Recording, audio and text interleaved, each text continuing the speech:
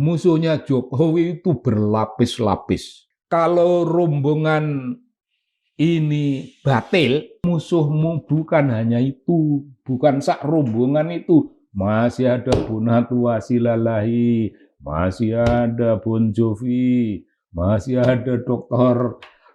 Muhammad Taufik, berderet-deret. Perlakuan Jokowi di Solo dan Gibran di Istana Wapres terhadap Rismon setelah Rismon mengaku keliru dan minta maaf kepada keluarga Solo ini. Jokowi tidak mau kalah, Bu. Duit punya. Dian mau kalah. Anak ini ada punya SMA. Terbukti nggak punya SMA. Membuat Jokowi itu akan kulimpungan begini. Rontoklah ini. Kalau ini rontok, maka Jokowi jaya seperti apapun tidak ada gunanya. Anaknya itu kan nggak tahu bahwa dia bodoh, Bung. Sesudah Pilpres, dia menepuk dada. Beberapa hari yang lalu saya dianggap plonga-plongo.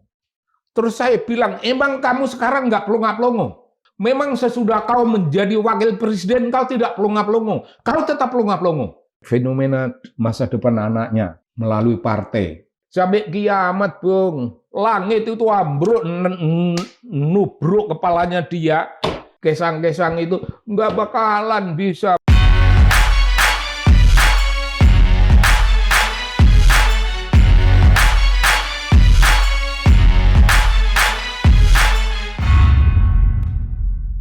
Assalamualaikum warahmatullahi wabarakatuh. Sobat Madilog, alhamdulillah Margi Sarif hadir kembali menemani Anda, dan di episode kali ini kita akan berbincang masih terkait dengan Rismon Hasyholan Sianipar. Tapi kali ini dalam perspektif penelitian dan juga dalam perspektif budaya. Alhamdulillah kami saat ini sudah bersama narasumber kami, seorang peneliti, budayawan, Gus Durian juga. Saya sapa Muhammad Sobari. Kang Sobari, halo. Matur suwun sudah hadir. Sami-sami.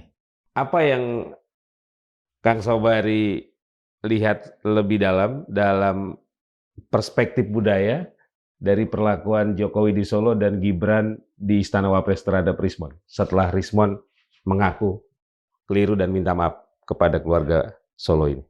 Ini pertanyaan yang bagus. Jokowi tidak mau kalah, Bu. Tidak mau kalah. Meskipun faktuil sebenarnya nalar kita mengatakan tidak mungkin ijazah ini asli. Karena banyak begitu, ada Bung Bonatua, Bung. Ada Bon Jovi, ada Bung Bonatua, ada. Jadi kalau rombongan ini batil, ada Dr. Muhammad Taufik. Itu membuat tidak batilin tegas. Kalau Dr. Taufik nggak ada Bung Bonatua yang menyatakan ijazah itu asli atau tidak asli. Kalau Bung Bonatua tidak ada Bon Jovi. Bung, musuhnya Jokowi itu berlapis-lapis. Sebagai ungkapan tuntutan yang berlapis-lapis. Jokowi tidak mau kalah, Bung. Duit punya. Dian mau kalah. Dan ini sesuatu yang dilapis-lapis sedemikian meyakinkan. Oh, dilapis-lapis, Bung. Tidak boleh. Kalau Jokowi adalah Jokowi wong desa. Mari kita tarik Jokowi sebagai orang pinggir kali. Miskin, ya otomatis miskin. Gitu. Orang pinggir kali, hidup dalam kelas sosial semacam itu, sekolahnya ya keteter semacam itu, tradisi yang namanya kita sebut ya reading habit di keluarganya separah itu, segalanya parah. Kalau separah itulah fenomena yang sebenarnya. Niscaya Jokowi sebenarnya menyerah. Ya sudahlah, aku ini apa? Kalau memang anak begini. Tapi dia kan tidak seperti itu. Dia sudah berubah menjadi suatu monster yang sangat menakutkan. Punya duit, pernah berkuasa, pernah memiliki ambisi sangat besar, pernah merasa dirinya megalomania, aku orang besar, megalomanik, tapi ditampilkan dalam wujud orang kecil, saya dihina sehina-hinanya, model kayak gitu, sosok yang tidak begitu jelas. Ada megalomania yang berlebih-lebihan, nampak Bung megalomania itu. Bukan dalam tingkah laku dia, tapi megalomania dalam fenomena lapangan tentang urusan-urusan sifatnya psikologis. Urusan-urusan psikologis. Nampak. Ini fenomena megalomania, fenomena pernah merasa dahsyat dan akan mewujudkan kedahsyatannya itu dalam 3 term kepemimpinan. 3 term kepemimpinan tidak tercapai, cukup 2 term itu sudah hebat, maka term ketiga anaknya menjadi wapres dan menempuh segala cara. Ini bagian dari sesuatu yang megalomania. Oh, dituruti megalomania ini. Oh, apa yang hasrat itu ya. Hasrat berkuasa yang menggelegak itu dituruti semua.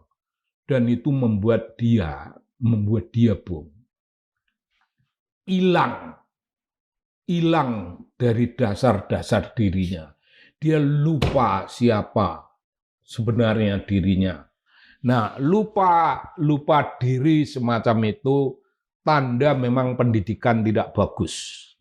Kalau orang sekolahnya bagus, menempuh urusan-urusan yang bernama spiritualitas agak bagus, tidak ada orang yang bisa lupa kepada asal mula. Begitu orang ingat pada asal mula, ya saya datang dari lingkungan semacam itu, ya tidak perlu begini dan begitu. Karena dari lingkungan begini, pernah begini, ini artinya sebuah tahapan loncatan sejarah yang tinggi sekali, itu sudah disyukuri. Namun dia kan tidak bisa mengingat ini. Tidak bisa. Dan membuat anaknya itu kan nggak tahu bahwa dia bodoh, Bung. Tempo hari ingat, sesudah Pilpres, dia menepuk dada. Beberapa hari yang lalu saya dianggap plonga-plongo. Terus saya bilang, emang kamu sekarang nggak plonga-plongo? Oh, saya ngomong loh, Bung. Memang sesudah kau menjadi wakil presiden, kau tidak plonga-plongo. Kau tetap plonga-plongo. Wah, aku bilang gitu. Ya, jadi dia merasa tempo hari gue diremehkan orang, sekarang ayo remehkan gue. Gue tidak plonga-plongo lagi. Ya tidak mengatakan gitu. Kalian remehkan gue pelunga-pelunga tempo hari. Sekarang gue wakil presiden, kalau mau apa? Ya, orang yang berpikir tentang kapasitas akademik, tetap kau pelunga-pelunga. Biar kau jadi apapun, kau pelunga-pelunga. Tidak akan berubah. Dasar-dasar bawaanmu, bawaan dari awal, yang segala macamnya serba kurang, ini tidak berubah. Dalam pangkat apapun tidak berubah. Ketololan tetap ketololan. Tidak berubah. Termasuk perlakuan Gibran terhadap Rismon ketika menerima di Istana Wapres, memberikan parsel di hadapan media. Yang penting bahwa dia wakil presiden dan memanggil orang itu. Memang kau siapa? Enggak. Jabatanmu sebagai wakil presiden tidak cukup satu level. Banyak, Bung, di Republik ini. Kalau kita berjalan di jalan gitu, untuk mencari orang yang di atasnya wapres, sekali tembak, ini sekali ambil, ini udah di atasnya wapres. Ada orang jalan lagi, sini Bung, ini pasti di atasnya wapres. Nggak susah orang mencari di atasnya. Nah, yang susah malah mencari orang yang selevel dengan dia. Karena generasi muda tidak sudi diwakili oleh dia. Apa? Dia wakil generasi muda, dia wakil ini representasi dari anak muda generasi Z, generasi milenial apa enggak ada yang sudi diwakili kayak begitu. Enggak ada, Bung. Mari kita contoh. Kita bisa ingat ini yang menyolok ya, putrinya Halidah Hatta. Putrinya Halidah Hatta mau diwakili gitu. Bahwa dia suruh di rumah dan suruh diam-diam Anda diwakili oleh kayak gitu. Enggak maulah. Diwakili apa?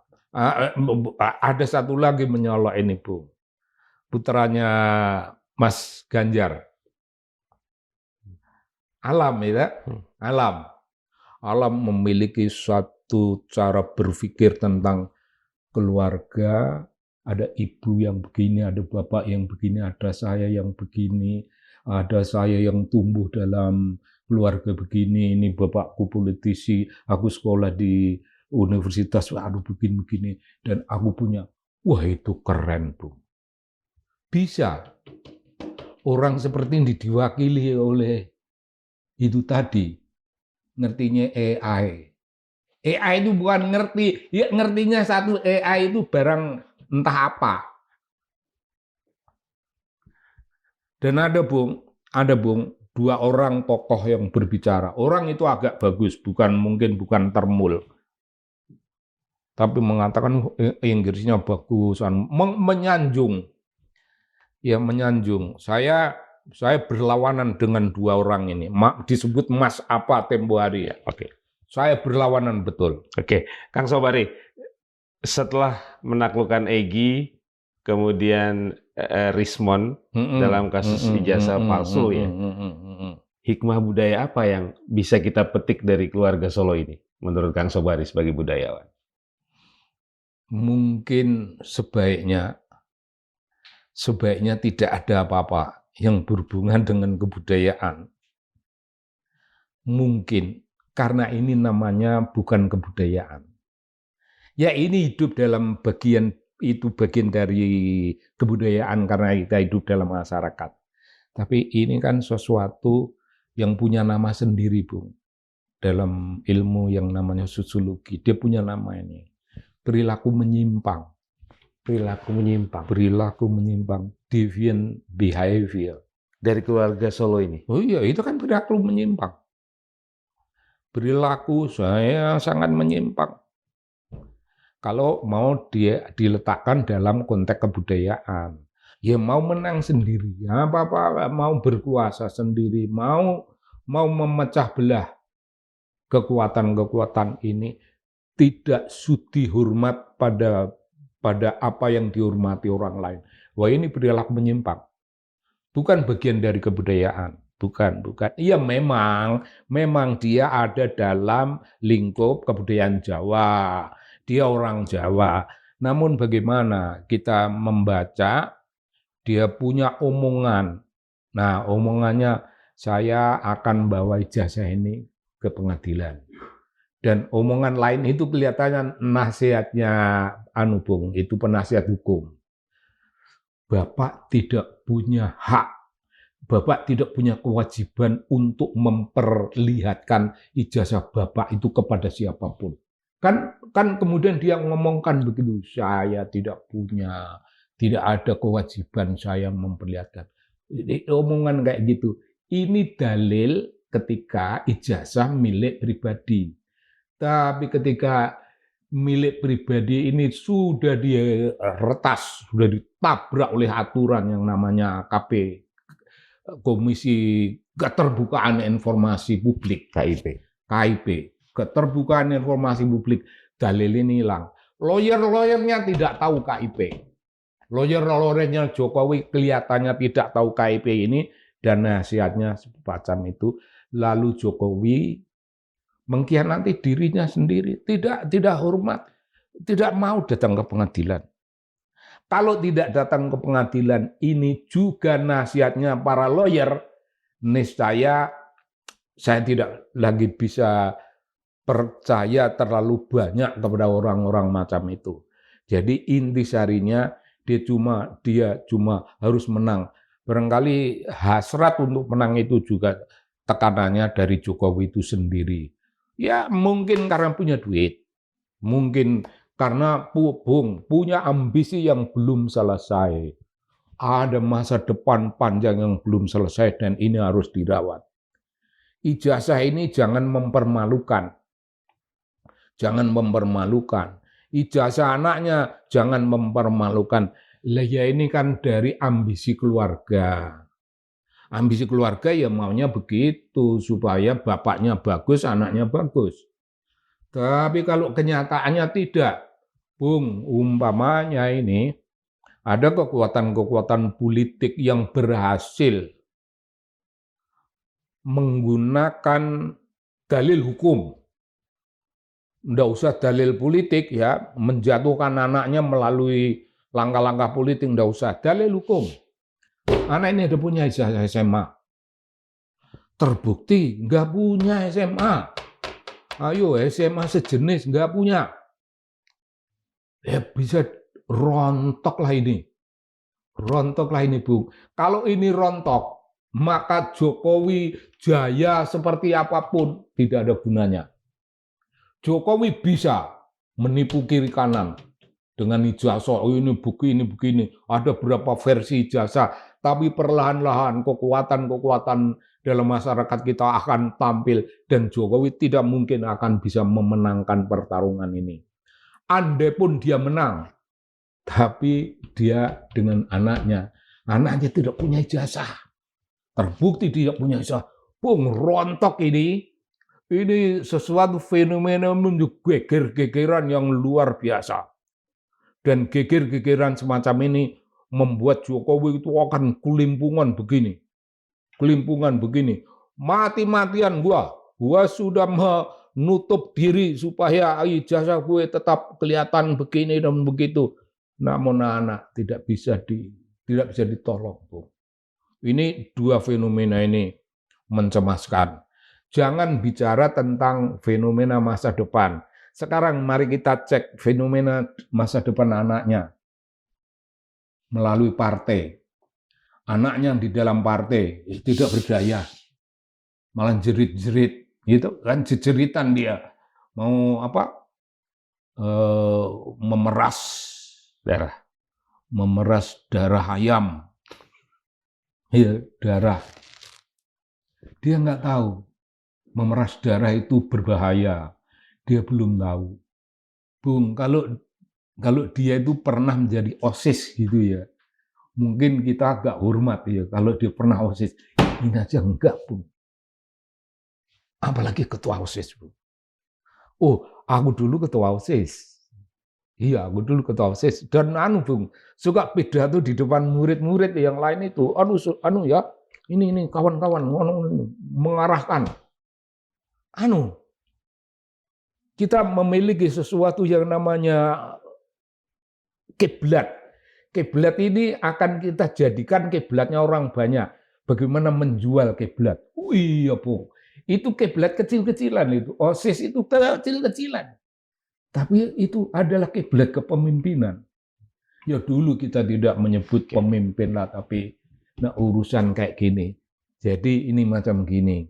Lalu dia akan ruwet Jokowi, ini ruwet-ruwetnya ini. Dia akan mengalahkan PDIP. Wah, sampai kiamat, Bung.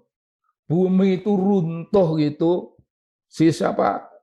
Kesang-kesang itu nggak bakalan bisa mengalahkan, nggak bakalan. Langit itu ambruk, nubruk kepalanya dia. PDIP jaya, nggak bakalan bisa. Pengurusan Jokowi ruwetnya maha ruwet. Dia sudah sulit ini. Karena itu dia bersedia membayari orang, bersedia melakukan pemecah belah ini. Ia bisa mecah belah itu untuk ijazahmu sendiri, untuk menyelamatkan ijazahmu Tapi musuhmu bukan hanya itu, bukan sak rombongan itu. Masih ada Bonatu Wasilalahi, masih ada Bon Jovi, masih ada Dr. Muhammad Taufik. Berderet-deret musuhnya Jokowi, Bung. Mengerikan, mengerikan. Jadi you punya pertanyaan dari sudut kebudayaan, iya, dari sudut kebudayaan itu namanya perilaku menyimpang. Perilaku menyimpang, tingkah lakunya itu tingkah laku menyimpang. Semua bentuk penyimpangan-penyimpangan. Tidak mau ingat asal mula itu juga sebuah perilaku menyimpang. Mengkhianati PDI Perjuangan itu perilaku menyimpang. Itu berkhianat kepada partai yang menjunjung tinggi itu perilaku menyimpang. Ijazah berderet-deret banyak sekali, entah dari pasar mana, dari universitas mana, ini semuanya perilaku menyimpang. Itu betul-betul, Bung. Masing-masing ini memang namanya perilaku menyimpang. Tapi mengapa ya, kok begitu banyak perilaku menyimpangnya gitu? Kan biasanya kita membicarakan ini hanya satu jenis perilaku menyimpang. Dalam sosiologi ngomongkanlah ini begini, ini perilaku menyimpang. Tapi kali ini kita ketemu lapis-lapis penyimpangan macam-macam dan mengerikan. Bertambah parah sakitnya perilaku menyimpang tadi itu. Jadi begitu Bang, aku ketawa ini bukan nggak mau jawab. Aku jawab apa itu sudah aku sampaikan lewat ketawa itu, ya, tambah ngeri Bung, tambah ngeri. Saya belum bicara tentang dia punya sakit apa dan kepalanya ditutup apa brontos, apa kakinya katanya bagaimana, itu kita belum bicara. Dan sebaiknya orang kebudayaan tidak membicarakan penyakit. Oh iya, gitu aja. Kalau membicarakan perilaku menyimpang itu bagian. Iya, maksud saya perilaku menyimpangnya itu semakin parah. Oh ya, makin parah, Bung. Semakin parah. Karena tuntutannya makin banyak. Melindungi anaknya, melindungi mantunya. Bagaimana anak yang kecil itu supaya bagaimana. Saya akan ke Paanyo, ke daerah-daerah, saya akan. Payah, Bung. Sangat payah itu. Menurut saya ini suatu fenomena jadi gini, Jokowi itu kurang Jawa. Kenapa kurang Jawa? Karena dia meninggalkan Jawa. Karena dia hidup dalam ambisi-ambisi. Andai kata tidak, maka dia akan Jawawi. Wis cukup semene wae. Iki wis apik. Itu kalau dia mengerti kesederhanaan. Jadi wali kota itu sudah luar biasa, Bung. Malah jadi gubernur DKI itu sudah luar biasa. Apalagi jadi presiden. Sudah kayak apa? Namun kehebatannya yang tinggi itu tidak seperti Bung Hatta, tidak seperti Bung Karno, Bung. Kehebatannya yang tinggi itu membuat dia merasa tidak perlu lagi hormat pada orang lain. Bung Karno, Bung Karno dikenang oleh almarhum, oleh rahimahullah Ali Khamenei. Dalam penjara, dia bersama seorang komunis, dan dia bertanya, apa kau tahu tentang Bung Karno? Begitu pertanyaannya di penjara, dalam penjara Sahiran. Ini saya hanya ingin mengatakan betapa Bung Karno itu memiliki suatu pengaruh kepemimpinannya yang demikian dahsyat. Itu Ali Khamenei kan itu orang yang penuh karisma. Bung Karno sebelumnya punya karisma yang sangat besar, pemimpin Asia, Afrika, pemimpin dunia. Enggak, tapi Bung Karno sayang pada orang. Pernah Bung, kalau Bung Karno marah sama sekretarisnya, misalnya dia marah gitu, terus dia balik loh Bung, begini maksud saya itu tadi itu begini, dia membujuk-bujuk. Sangat berkarisma ya. Woi, Jokowi punya karisma menurut Kang Sobari? Yang enggak lah, Bung. Jokowi kan orang kecil yang pernah menjadi pejabat. Orang kecil. Dia itu tetap memelihara kekecilan dirinya, bukan kekerdilan, memelihara kekecilannya. Dia pelihara itu. Kalau dia tidak pelihara kekecilannya, kecil lupakan, niscaya akan jadi hebat. Dia pelihara, biar tetap dalam posisi kecil, macam itu, posisi kurang, anakku kurang ini, anakku kurang ini, anakku kurang ini. Bung, kalau orang Jawa, orang kampung, ini kalau seseorang dari pangkat, anak itu sudah wis seneng, kowe memelu seneng. Mantu kamu seneng ya, bapakmu jadi bapak mertuamu jadi ini. Kamu ponakan ini pamanmu jadi ini, kamu udah seneng. Semua sudah seneng, Bung. Ini himpunan ya, dari suatu keluarga itu himpunan orang seneng. Tapi enggak, kalau Jokowi, wah ini kamu mesti jadi ini. Saudaranya di Pertamina jadi ini, jadi ini. Bung, ini gambaran buto. Iya, itu watak buto itu. Angkara murka. Tetap wong cilik. Kalau wong gede ndak begini, Wong cilik yang punya watak angkara murka, menempuh perilaku menyimpang, himpunan dari penyimpangan ke angkara murkaan. Dan kita sebagai bangsa akan menerima dampaknya. Moga-moga janganlah, ini kita anggap aja sebagai tokoh dalam sebuah drama. Kita anggap tokoh dalam sebuah drama dan kita akan tepis, hilangkan. Kalau bagi saya begitu cara melihatnya. Tapi saya nggak tahu kalau banyak orang itu merasa dirinya masochis, menyakiti diri sendiri. Kita akan begini. Anak-anak, enggak, kalau aku jadi guru, kalian tidak usah mengingat ini, karena ini bukan barang yang layak diingat, ini perilaku menyimpang. Mari kita ambil Bung Karno. Kira-kira macam begitu, Bung. Terakhir, Kang Sobari, sebagai budayawan dan juga sebagai sesama orang Jawa nih, Kang Sobari ingin menasihati apa kepada Jokowi dan keluarga? Ngapain dinasihati, Bung? Urusan apa? Keluarga bukan. Kawan bukan. Kenalan bukan. Tanya ya termul aja, suruh nasihati. Mungkin termul dinasihati. Semua orang itu diarahkan mungkin sama dia. Jadi kalau saya bukan menasihati Jokowi in person, Bung, barangkali kita bagaimana memetik sejarah. Nah, kalau kita memetik sejarah tentang Jokowi lalu kita omongkan, itu hikmah, itu kita petik bersama-sama.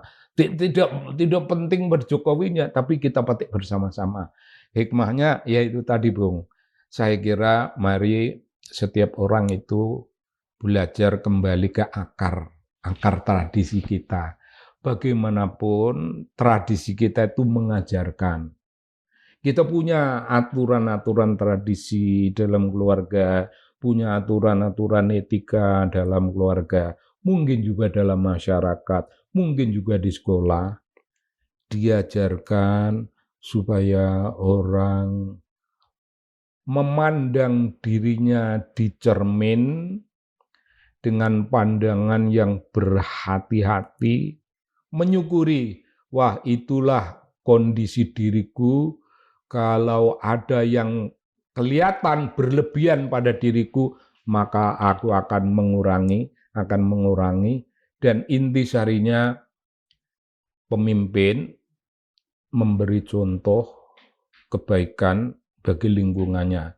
Tapi kalau pemimpin hanya menimbulkan kerusakan, hanya gambaran dari perilaku menyimpang,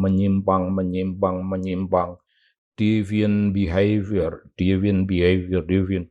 Ini namanya barang yang harus dilupakan. Dilupakan. Anak-anak tidak boleh mengenal. Boleh mengenal bahwa ada nama begini, anu begini-gini, namanya begini, buang. Oke. Lupakan. Itu lupakan. Satu kata untuk Rismon Sianipar dari Kang Sobari. Satu kata ya. Ruwet. Ruwet. Ruwet. Ruwet. Kenapa ruwet ya, Kang? Ruwet. Ruwet ya kalau karena satu kata itu jadi agak susah nyarinya. Ruwet itu bagi saya begini. Kalau kita tidak ruwet, kalau ilmuwan itu tidak ruwet itu, ya rata-rata ilmuwan tidak ruwet. Tidak ruwet. Mungkin rata-rata melarat itu. Rata-rata melarat. Saya paham betul mengenai dunia ilmu. Pengetahuan kaum ilmuwan itu melarat. Maksud saya melarat itu gajinya tidak tinggi, tidak mungkin mewah, tapi juga tidak mungkin tidak bisa beli rokok atau kopi. Ya, jadi ya dia golongan melarat lah. Nah itu ruwet. Ruwet. Pikiran dia ruwet, karena kalau tidak ruwet, semua yang sudah dirumuskan atas dasar prinsip-prinsip akademik itu jelas. Itu jelas dari awal. Saya belum pernah merubah satu kata pun buku yang sudah saya susun. Dan ya, saya tidak pernah merubah buku yang sudah saya susun, sudah menjadi buku, tiba-tiba saya rubah secara akademik, secara prinsipil, lalu ada dalil daripada saya mengkhianati kebenaran, maka saya lebih baik dianggap mengkhianati orang lain gitu. Ya itu tidak mungkin bagi saya. Satu buku yang sudah menjadi buku. Tidak mungkin. Dan saya mengalami penulisan itu semenjak remaja. Buku-buku zaman remaja itu cerpen. Kemudian novel. Ya novel remaja ya. Novel kalangan remaja. Itu tidak ada satu revisi yang terlalu radikal, itu tidak ada. Jadi menurut Kang Sobari, apa yang dilakukan Rismon? Menurut saya dia tidak melakukan apa yang radikal itu. Bagi saya, ya saya tidak terlalu percaya. Kalau seseorang yang dasar pemikirannya sedemikian matang, sedemikian mendasar, tiba-tiba kok kepada umum disampaikan ada yang keliru, itu sukar bagi saya memahaminya, sukar. Jadi nonsens, sebuah nonsens. Ya, nonsens ini tidak hanya berurusan dengan dirinya sendiri, ini bukan lagi perkara akademik seseorang yang diubah atas dasar keputusan orang bersangkutan. Itu saja saya tidak percaya. Saya tidak percaya bahwa itu terjadi. Saya tidak percaya. Sukar mempercaya itu. Ya, bahwa itu terjadi silakan, bahwa itu argumen dia sendiri begitu juga silakan. Tapi orang kayak saya sulit. Dalam konteks ilmu pengetahuan, yang dilakukan Rismon ini masuk kategori apa menurut Kang Sobari?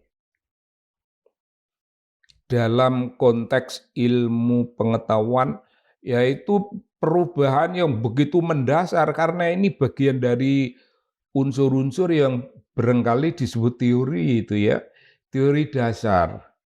Suatu teori yang tiba-tiba berantakan secara keseluruhan itu tidak ada anunya, tidak ada konvensinya, tidak ada pengalaman yang pernah terjadi di antara kita-kita di kalangan kaum ilmuwan di Indonesia ya, di Indonesia dalam keseluruhan.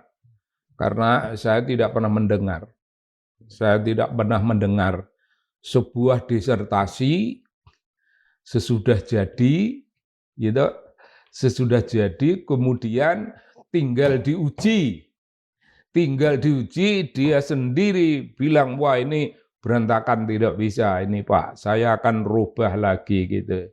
Ini tidak ada, tidak ada. Jadi ketika sudah sampai pada sebuah hipotesa, kemudian akan membuat antitesa, itu hal yang ini sudah lewat hipotesa. Ini sudah selesai kan, Bu? Sudah selesai hipotesis, sudah dikemukakan dulu lah apa. Kemudian dilewati, kelar, susun satu teori, satu frame. Ini kan Trismon akan bikin buku baru lagi katanya sebagai antitesa. Ya, saya tidak bisa mengomentari ya apa gunanya dan sebagainya itu. Apa gunanya? Jadi kalau dunia ilmu pengetahuan demikian rentan, maka saya baru tahu bahwa saya hidup di dunia yang rentan seperti itu. Kenyataannya tidak kan, dunia ilmu pengetahuan itu tidak rentan. Kita membangun premis-premis akademik. Kita membangun dasar-dasar pemikiran. Itu sama dengan tukang-tukang batu, itu menyusun batu kemudian dicor dengan cor-coran atau paling tidak batu, kemudian ini ada semen, itu tertata pikiran itu, tertata. Sejelas itu urusan kehidupan dunia akademik, sama dengan tukang batu, blok semen, blok semen, blok semen. Tidak ada tukang batu kemudian sesudah panjang 2 meter atau bahkan 20 meter kemudian wah ini salah gitu. Itu tidak ada, Bung. Oke. Itu tidak. Menurut Kang Sobari, apakah Roy Suryo dan Dr. Tifa perlu meladeni tantangan dari Trismon? Oh tidak perlu. Saya sudah pesan pada beliau berdua.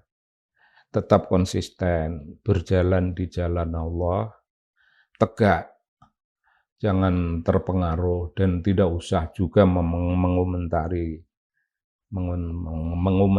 perkara ini. Tapi ya begitu kehidupan. Ya adalah. Tapi bagi saya yang dua ini yang kita pelihara. Saya bertaruh loh, Bu, dalam urusan ini. Saya bertaruh, saya di belakang mereka bertiga dulu. Saya meyakinkan diri saya bahwa apa yang mereka lakukan ini sesuatu yang penting sekali bagi kehidupan bangsa Indonesia. Penting sekali dan berharap sangat serius. Nah, kalau tiba-tiba semacam ini, sekali lagi Bung, saya baru tahu bahwa dunia ilmu pengetahuan demikian rentannya. Saya baru tahu sesudah saya pensiun. Rentan untuk? Ya ini kan rentan sekali. Disalahgunakan? Tidak rentan bahwa sebuah pemikiran mendasar, sebuah teori sudah disusun demikian, tiba-tiba rusak, tiba-tiba baru disadari, wah ini rusak, saya ubah lagi. Ini kan rentan ini, hidup ilmu pengetahuan ini. Saya baru tahu ya sekarang ini bahwa dunia ini rentan begitu. Saya apalah. Yang rentan ilmu pengetahuan atau penelitinya? Enggak, saya baru diberitahu kok kehidupan ilmu pengetahuan kok sedemikian rentannya. Sepanjang pengalaman dari senior saya. Senior saya dari muda sampai pensiun. Senior yang lain dari muda sampai pensiun. Kemudian turun senior yang kedua. Tidak ada kerentanan. Sampai ke generasi saya, sampai ke generasi di bawah saya. Tidak ada, Bung. Tidak ada, Bung. Mari kita bicara mengenai suatu contoh aja barangkali. Boleh ya? Oh. Kalau boleh, saya menulis sesuatu tesis itu tentang kesalahan sosial dan tingkah laku ekonomi. Wah, gitu. Kesalahan sosial dan tingkah laku ekonomi. Itu begitu ketemu rumusan dasarnya mengenai fenomena yang bakal kita kaji di lapangan. Ini tentang pedagang, muslim, karena di masyarakat muslim. Pedagang muslim di masyarakat muslim, di pedesaan muslim. Dagang itu atas dasar apa? Apakah dunia perdagangan dan kehidupan mereka itu dibangun di atas suatu ideologi keagamaan? Adakah atau tidak? Itu saya tanyakan pada awal-awal mula. Maka saya ketemu ya, berarti ini sebuah kesolehan. Kesolehan bukan kesolehan ritualistik di masjid, bukan. Tapi ini kesalehan sosial. Ukuran-ukurannya akan ada sesuatu yang dempetan, tapi sesuatu itu agak sosial, sesuatu itu agak ritualistik. Bung, ketika ketemu rumusan ini, saya jatuh cinta pada pikiran saya. Tidak mungkin ini dicerai. Tidak mungkin terjadi. Tidak mungkin. Ini satu contoh saja. Kalau mau contoh lain, perlawanan petani tembakau, itu kita sudah merumuskan itu secara antropologi. Rumusannya puitik sekali. The politic and the poetic of peasant resistance. Itu ketika ditulis dalam bahasa Inggris. Karena ada jurnal. Ya ketika ditulis bahasa Inggris ya bunyinya seperti itu. The politic and the poetic of peasant resistance. Ketika ditulis bahasa Indonesia, perlawanan politik dan puitik petani tembakau Temanggung.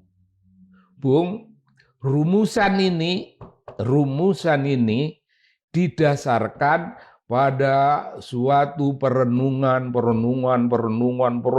panjang sekali untuk sampai pada rumusan. Merumuskan nama, merumuskan judul, wow, itu panjang. Dan ketika kita sampai pada rumusan semacam itu, kita semacam jatuh cinta pada gagasan kita sendiri. Iya, tidak mungkin hal seperti ini dicoreng dalam waktu pendek. Itu mengenai nama, mengenai kulit, mengenai judul, mengenai pokok. Ya, kalau pokok itu mari kita ngomong tentang tesis yang pertama tadi. Intisarinya ya. Kesalahan sosial dan tingkah laku ekonomi. Bung, itu namanya kesalahan sosial dan tingkah laku ekonomi. Isinya fakta empirik, data empirik lapangan yang fenomenanya ya kesalahan sosial dan tingkah laku ekonomi itu. Di situ ada urusan tingkah laku ekonomi dalam pemikiran keislaman. Ini tingkah laku ekonomi orang pedagang kecil yang mesti berpikir tentang keuntungan, mesti berpikir tentang jangan menipu karena kita orang beragama, kita mesti merujuk barangkali bagaimana hadis, barangkali tradisi dan sebagainya. Ini yang paling dasar. Ketika ini berupa pohon ilmu pengetahuan, sesudah pohon itu jadi, tiba-tiba pohon itu kita tebang karena ini keliru. Enggak mungkin, Bung. Enggak mungkin, Bung, kita keliru. Saya tidak akan keliru merumuskan pemikiran dasar kesalehan sosial. Kesalehan sosial itu sebagai nama sudah bakal menghentak dunia pemikiran keagamaan, dunia pemikiran, dunia teori. Lalu itu sebagai nama. Kesalehan sosial sebagai fenomena lapangan. Itu juga fenomena yang pohon itu, Bung, itu pohon utama. Dan sudah jadi. Begitu pohon utama itu sudah kita kukuhkan, kan mula-mula ini sebulan 2 bulan itu pohon sudah jadi sebulan 2 bulan. Begitu kita tulis, itu sudah 5 bulan, sudah 6 bulan, selama barangkali 1 tahun kita tulis. Oke. Dan tidak mungkin dalam waktu 1-2 bulan dianulir. Itu berarti dulu ada sesuatu yang sangat rentan dalam pemikirannya. Itu ada sesuatu yang di masa itu begitu rapuh. Begitu rapuh. Tapi saya tidak percaya bahwa ada ilmuwan yang begitu rapuh merumuskan dasar-dasar pemikirannya. Dasar lu ini dasar, bukan kembang, bukan kembang-kembang, bukan ranting-ranting, ini pohon. Pohonnya tidak mungkin. Kang Sobari, dari buku Jokowi White Paper dan Gibran Endgame, itu menurut Kang Sobari sudah memenuhi kaidah-kaidah ilmiah dan sudah kuat secara metodologi? Oh iya, saya sudah memberikan kesaksian bahwa dari sudut metodologi yang mereka tempuh itu ya demikianlah. Ya oke, saya memberikan backup bahwa metodologi saya, bayangkan mereka melakukan wawancara, lalu kurang ditambah wawancara mendalam, ditambah studi pustaka, ditambah studi arsip, ditambah pengamatan, ditambah observasi, komplit suatu cara pengumpulan data itu dari segala segi sudah ditempuh, sehingga segala kemungkinan untuk menjawab persoalan ijazah ini sudah ditempuh, segala yang harus ditempuh sudah ditempuh. Secara ilmiah bisa dipertanggungjawabkan? Ya sudah pasti dengan sendirinya. Tapi ada hal yang penting ini yang menjadi pikiran orang banyak. Itu Jokowi White Paper itu kan tulisan 3 orang itu ya. Apakah tulisan 3 orang itu sepertiga atau beda-beda urusannya, itu tidak menjadi soal. Karena kita tidak bicara tentang tebal tipis. Kita berbicara tentang kokoh tidaknya dasar pemikiran, premis, asumsi dasar, dan kemudian yang dikembangkan menjadi teori. Kuat tidaknya urusan premis yang menjadi teori ini, bukan tebalnya. Kalau masing-masing ini memiliki kekokohan yang sama, artinya 3 buku itu masing-masing sepertiga. Nah, kalau sekarang yang satu itu revisi aja, silahkan keluarkan.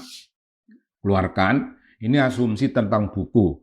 Nah, asumsi satu orang, ini Dr. Tifa, mengatakan saya tidak bisa percaya bahwa ijazah itu mengandung keaslian.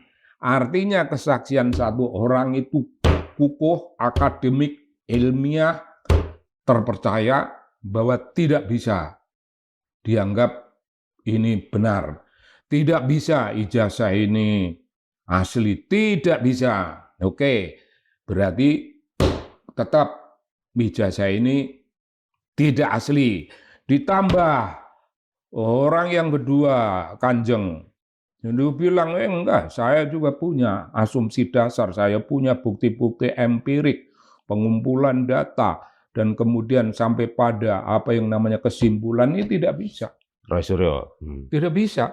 Tidak bisa ini dianggap benar. Bung, artinya hilangnya satu orang dari buku ini tidak mengurangi makna apapun terhadap keputusan bahwa Jokowi bohong. Menganggap bukunya ijazah itu asli, itu bohong.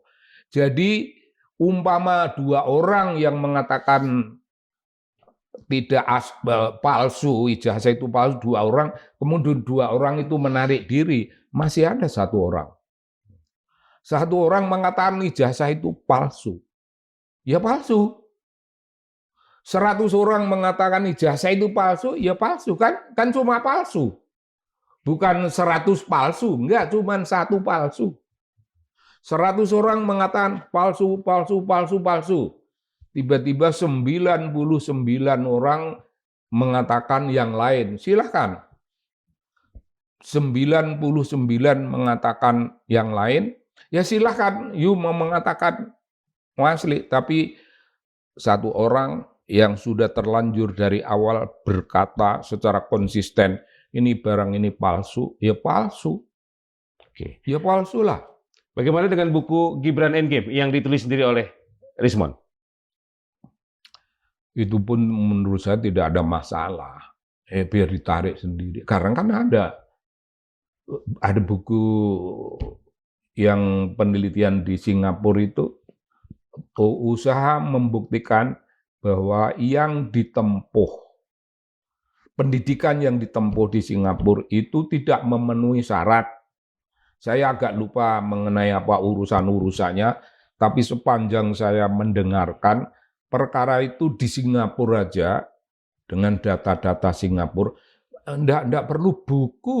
Bagi saya kalau urusan menyangkut urusan yang namanya ijazah dan urusan ya judul ijazah, enggak perlu ditulis dalam bentuk buku, cuma dibuktikan kau melakukan menempuh pendidikan dalam format seperti apa, level seperti apa, dan berapa lama. Kan cuma itu. Enggak usah jadi buku sebenarnya. Ini kau tidak memenuhi standar itu. Tidak perlu standar yang disyaratkan di Singapura, kau tidak tempuh, berarti kau keliru. Satu. Kemudian yang di Australia pun juga tidak perlu ditulis sebuah buku, cuma cukup dikatakan orang Australia, lembaga itu mengatakan ini. Ini lembaga yang namanya kursus. Saya sudah menduga dari awal karena saya mengerti Australia, saya jangan-jangan ini hanya kursus. Dan ini kursus. Kursus itu bukan SMA. Ya sudah, enggak perlu buku, Bung. Enggak perlu buku ilmiah, enggak perlu buku Madilog. Tan Malaka.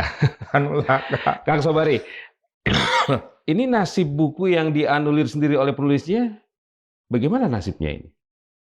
Apalagi sudah dilepas ke publik. Oh, itu sih nggak apa-apa. Itu nggak apa-apa. Ditarik sendiri oleh penulisnya, itu tidak apa-apa. Yang berhak, yang menarik, ya nggak apa-apa. Kalau publik kemudian dikecewakan dulu, publik punya kepercayaan begini-begini, ya itu urusan dia dengan publik. Menurut saya nggak penting. Jadi bagi saya yang paling pokok, baik ijazah si anak maupun si bapak, tidak dibutuhkan sebuah buku. Cukup penjelasan beberapa kalimat. Prasyarat utama ini, kau tidak memenuhi. Terbukti dari urusan di Singapura begini, terbukti di Australia begini. Kau tidak memenuhi syarat itu, selesai. Kau tidak punya ijazah. Adapun kalau PDK mengeluarkan begini-begini, ini keliru. Cukup kalimat, tidak usah buku. Tidak perlu buku, Bung.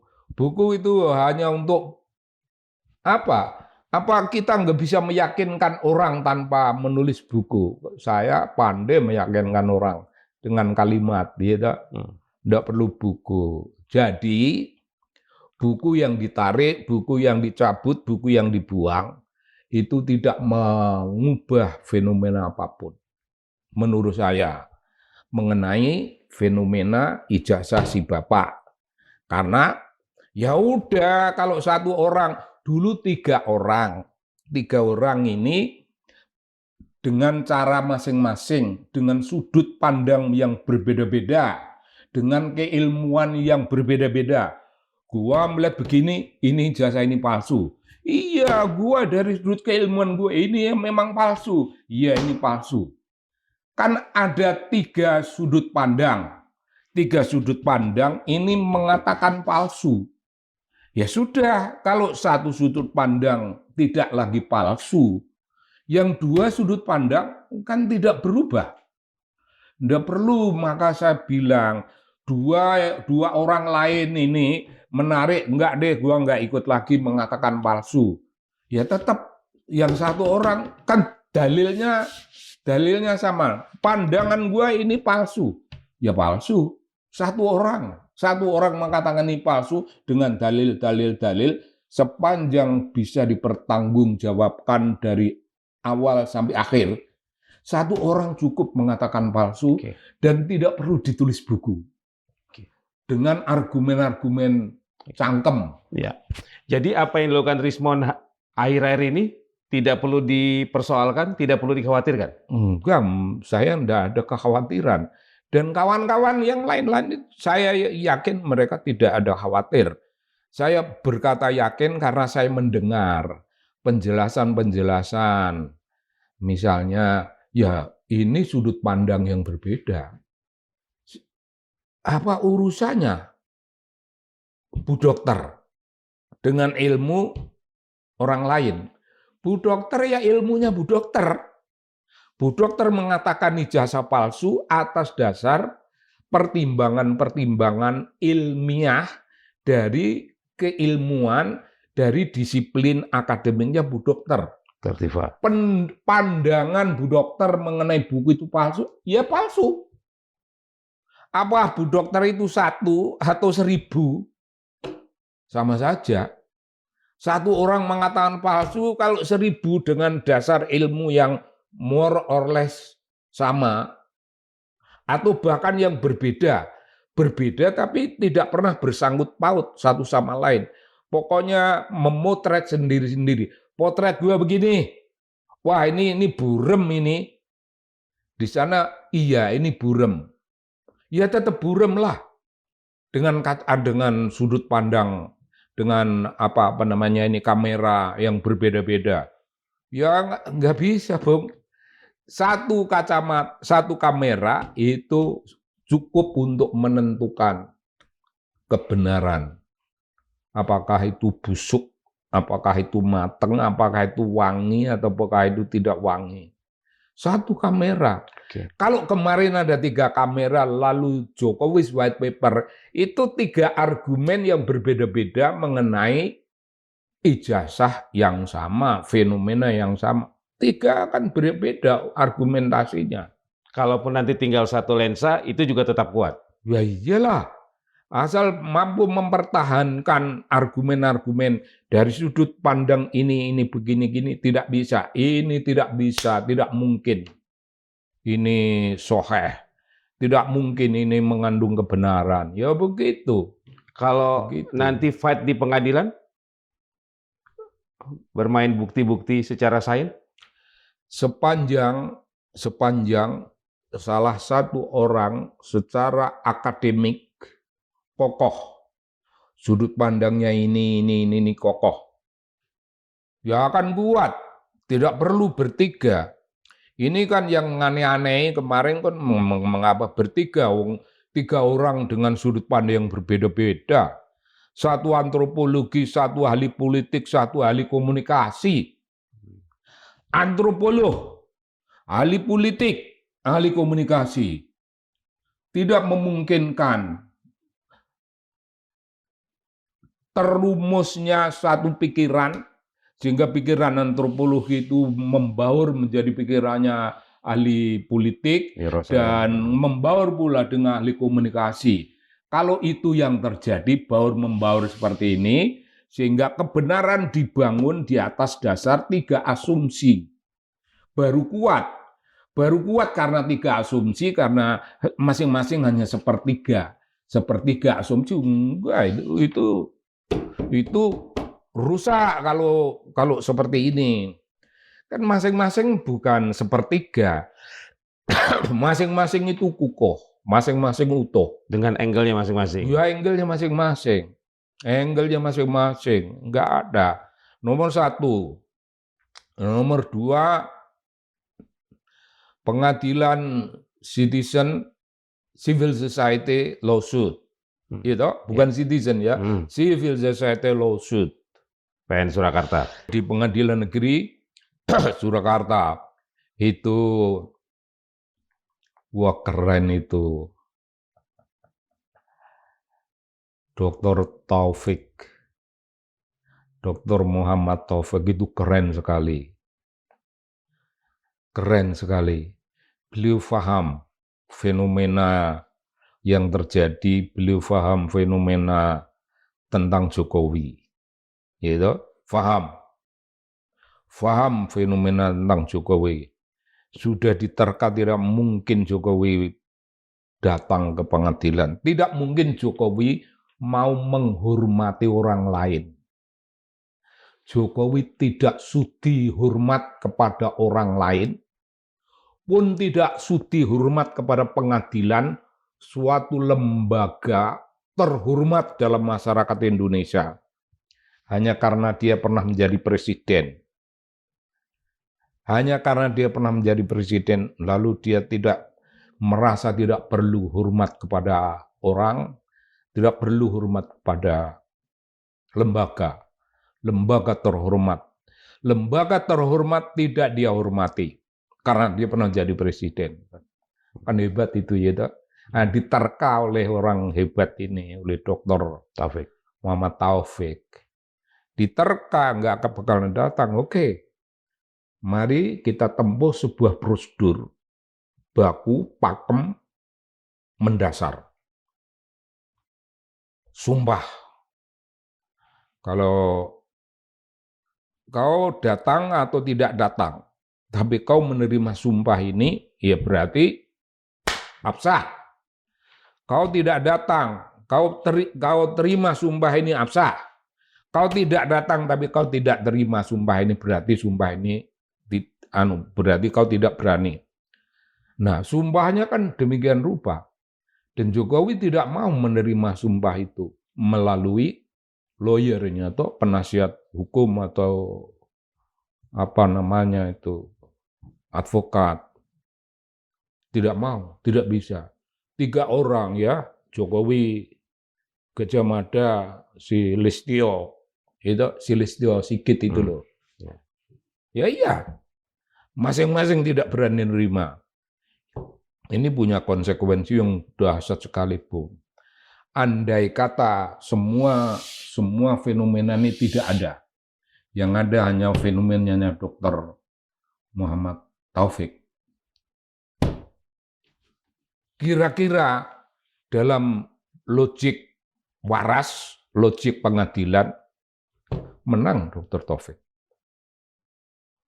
Palsulah ijazah itu. Karena tidak mau menunjukkan di pengadilan, sebagaimana selalu dijanjikan, diajak bersumpah bahwa ijazahmu itu asli. Kalau ijazahmu asli, katakan sumpah ini. Tidak berani. Berarti kau tidak asli. Ini logiknya. Nah, andai kata kisah-kisah panjang ini, lain-lain ini tidak ada. Yang ada hanya Dr. Muhammad Taufik. Ini sudah selesai. Selesai. Ini paling pendek tuh ini. Waktunya sekian-sekian kan masa kelar. Namun kan masih ada, Bung. Masih ada. Di sana ada sumpah orang-orang yang sudah terlanjur bersumpah di pengadilan. dan kemudian menyatakan sesuatu yang berkebalikan dari sumpah ini, ada Bung konsekuensinya. Tidak semudah itu persoalan. Itu yang dilakukan oleh Rismond. Ya tidak semudah itu, karena dia juga sudah bersumpah. Nah, sumpah itu berlaku. Saya sumpah di atas kitab, di bawah kitab, ini begini. Sumpah pengadilan punya konsekuensi. Ya, sumpah ini mungkin tidak membuat dia terkutuk, tidak membuat dia apa, tapi terkena pasal. Paling tidak 7 tahun loh, Bung. 7 tahun itu kan mengerikan itu, Bung. Oke. Matur suwun, Kang Sobari. Begitu ya, Bung. Demikian Sobat Madilog, perbincangan saya bersama Muhammad Sobari, seorang peneliti dan juga budayawan ya, terkait tadi di awal kita membahas soal Rismond dan juga terkait apa yang dilakukan oleh keluarga Joko Widodo terhadap kasus ijazah palsu dan juga tadi hikmah atau bagaimana kita memetik sejarah dari apa yang sudah terjadi. Semoga bermanfaat. Saya Margi Sari pamit. Wassalamualaikum warahmatullahi wabarakatuh. Waalaikumsalam warahmatullahi wabarakatuh. Matur suwun, Mas Sobari.